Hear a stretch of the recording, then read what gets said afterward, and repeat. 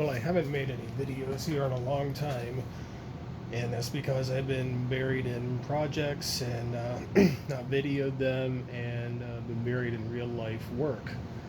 So what we've got here is the Sun RC or Hobby King Blaze R2, which, if many of you didn't know, is pretty much a clone of the XRay T4, or as some people say, the MST2. Um, this car out of the box does have some flaws with it, and I don't know if that's true of the X-Ray, but I'll kind of explain to you what's going on with those and what I've done to the car and what needs to be done to it still. The first thing is, out of the box, all of the screws in the carbon fiber chassis are hex screws, and they all fit really nice. They fit really good. Everything in this car fits nice. It looks very high quality, feels very high quality coming out of the box. The tires that come with the car are smooth tires. I've heard that they grip good on the track, but my local track doesn't allow them, so I've replaced them with these treaded tires here, and are a bit stickier. The body that comes with the car is a decent touring car body. I did a terrible job of painting it, so I threw it out and bought another body, which I'll go over here in a second.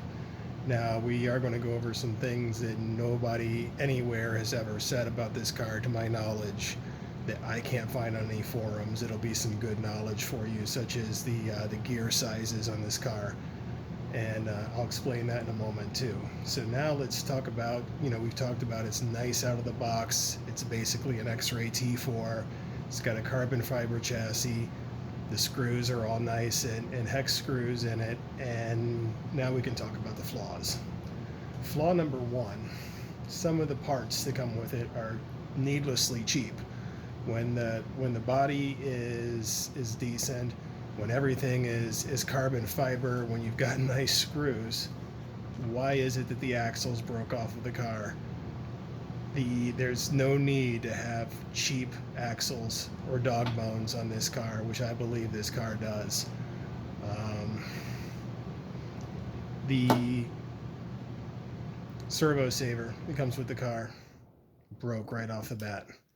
So that was replaced with an associated, it's got this nice little arm that sticks out on it. They should have a better telemetry than what the other one does, because your steering arm is way back with the one out of the box.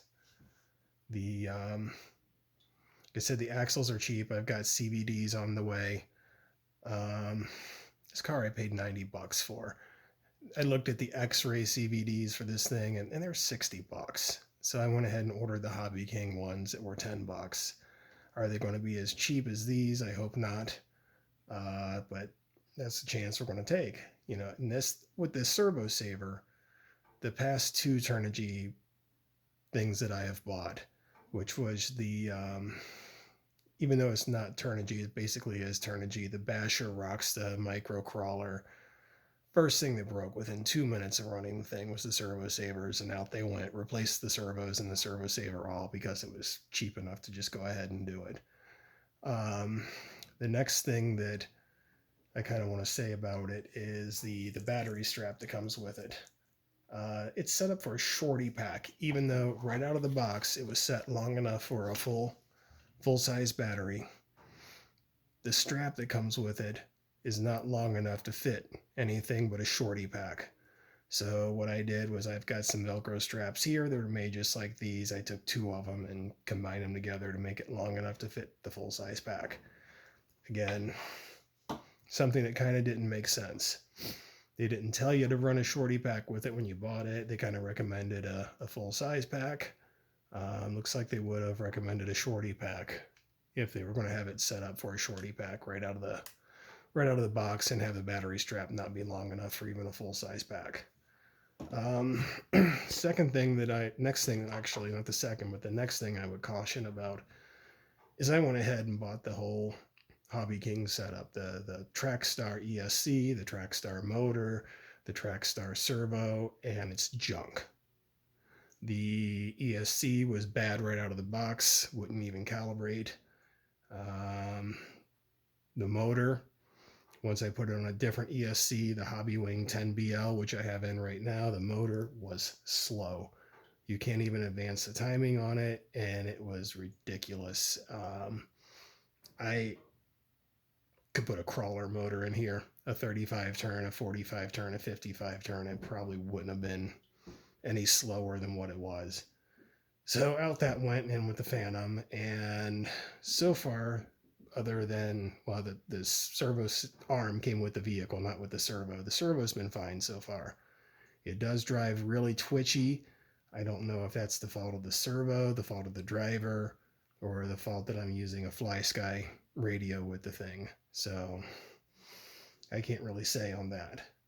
So now that I've got everything replaced with a better motor, ESC, and the same servo, we're going to take it out after the CVDs arrive tomorrow to the track and see how it does, if it does any better. Now for the things that nobody will tell you about this, the gearing. I could not find the gearing on this thing anywhere. All the gearing of this is 48 pitch. The spur gear that comes with it is 84 tooth. The pinion that comes with it is a 25 tooth. I felt that this was not enough top end speed, a little too much torque for it right out of the box.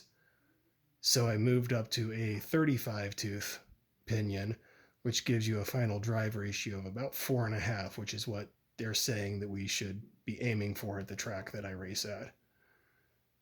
35 tooth is the largest pinion you can go with on this car with the stock 84 tooth spur gear. If you want anything larger than a 35 tooth, you're going to have to go down in teeth on the spur gear to like 82 or 80, 78, whatever your choice is. It was really tight getting it in there, but the gear mesh is good on it and everything. It seems like it does fine.